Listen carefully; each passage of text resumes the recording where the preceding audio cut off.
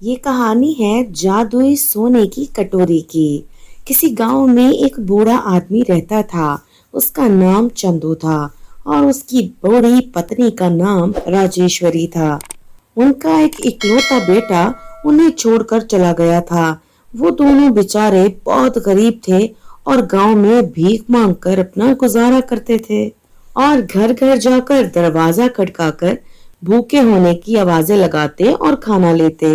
گاؤں کے کچھ لوگ انہیں روزانہ کھانا دے جایا کرتے جس سے وہ اپنا پیٹ بھر لیتے۔ ایسے ہی ایک دن دونوں پتی پتنی گھر پر کھانا کھا رہے تھے کہ انہیں اپنے گھر کے باہر سے ایک بھوکی گائے کی آواز سنائی دی۔ دونوں نے باہر آ کر گائے کو دیکھا اور راجیشوری بولی، لگتا ہے بیچاری بہت بھوکی ہے، اس نے کچھ کھایا نہیں، ہمیں اسے کچھ کھانے کو دینا چاہیے۔ اتنا کہہ کر راجیشوری وہ کھانا جو وہ بھیک میں مانگ کر اپنے لیے لائی تھی گائے کو کھلا دیتی ہے۔ گائے کھانا کھا کر پیٹ بھر کے وہاں سے چلی جاتی ہے اور گائے کے وہاں سے جاتے ہی وہاں ایک سونے کی کٹوری نمودار ہو جاتی ہے۔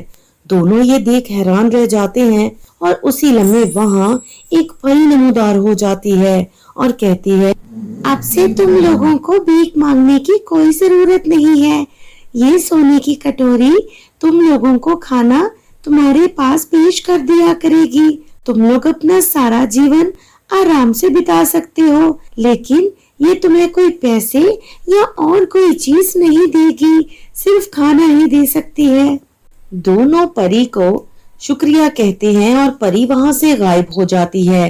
اس کے بعد دونوں اندر جا کر اپنی مرضی کا مزیدار کھانا روز ہی منگوا کر کھانے لگے اور اسی سونے کی کٹوری سے دوسرے غریب فقیروں کو بھی اچھا مزے کا کھانا کھلانے لگے۔ سمے یوں ہی بیتتا گیا اور ایک دن ان کا وہ بیٹا جو انہیں چھوڑ کر جا چکا تھا قرضے میں ڈوبا ہوا گاؤں واپس آ گیا۔ اپنے ماتا پتا سے معافی مانگی اور انہوں نے اسے معاف بھی کر دیا اور اسے بھی اسی سونے کی کٹوری سے بہت ہی سوادشٹ کھانا منگوا کر کھلایا۔ دن یوں ہی بیتتے جاتے ہیں اور ایک دن ان کے بیٹے کے دل میں لالچ آ جاتا ہے اور رامو سوچنے لگتا ہے، اس جادوئی کٹوری کی مدد سے میں تو ڈھیر سارے پیسے کما سکتا ہوں۔ اتنا سوچ کر رامو نے ایک ڈھابا کھول لیا اور اپنے ماتا پتا کی اجازت کے بغیر وہ سونے کی کٹوری ڈھابے کے کچن میں رکھ دی اور جلدی سے اپنے گاہکوں کے لیے فٹافٹ کھانا بنا کر انہیں پیش کر دیا کرتا۔ جو بھی اسے گاہکوں سے آرڈر ملتا وہ سونے کی کٹوری سے بولتا اور کھانا وہاں پیش ہو جاتا۔ تھوڑے ہی دنوں میں رامو کا ڈھابا کافی چلنے لگا اور وہ آہستہ آہستہ اپنے ڈھابے سے کافی پیسے کمانے لگا۔ اور پھر ایک دن رامو نے اپنے ماتا پتا سے کہا کہ وہ سونے کی کٹوری چوری ہو گئی ہے اور اپنے ماتا پتا کو ایک بار پھر سے بھکاریوں کی طرح کھانا دینے لگا۔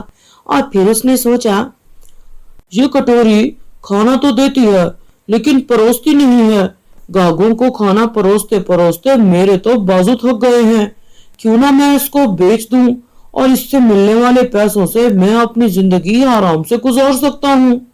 یہ سوچ کر رامو وہ کٹوری لے کر ایک جیلر کے پاس چلا جاتا ہے اور جیلر کو جا کر رامو کٹوری کی ساری حقیقت بتا دیتا ہے اور اسے کہتا ہے کہ وہ اس کٹوری کے 1,00,000 سونے کے سکے لے گا اور ساتھ میں کہتا ہے، اگر آپ چاہیں تو اسے چیک بھی کر سکتے ہیں، مجھے دودھ پیڑا چاہیے۔ اور اس کٹوری سے گوبر نکل آیا۔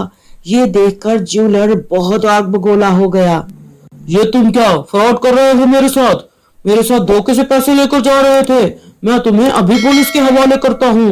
اور جیولر پولیس کو کال کر کے رامو کو پولیس کے حوالے کر دیتا ہے اور وہ کٹوری واپس سے چندو کے پاس پہنچ جاتی ہے۔ تو میرے پیارے دوستو، ہمیں اس کہانی سے کیا سبق ملتا ہے کہ لالچ بہت بری بلا ہے اور جو اپنے ماں باپ کی عزت نہیں کر سکتے وہ زندگی میں کبھی بھی کامیاب نہیں ہوتے۔